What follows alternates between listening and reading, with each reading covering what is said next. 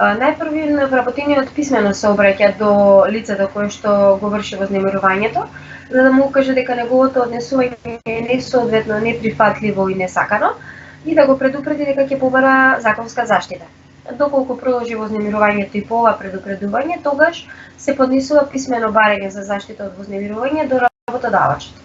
Барањето може да се поднесе од страна на представник на синдикатот, лице кое што е задолжено за безбедност и здравје при работа или пак лице кое што е определено од вработените, секако со согласност од лицето врз кое е вршено вознемирувањето. Барањето може да се поднесе во рок од 6 месеци откако последен пат е вршено действието за вознемирување на работно место, а по истекот на овој рок правото за поднесување на барање за заштита застарува.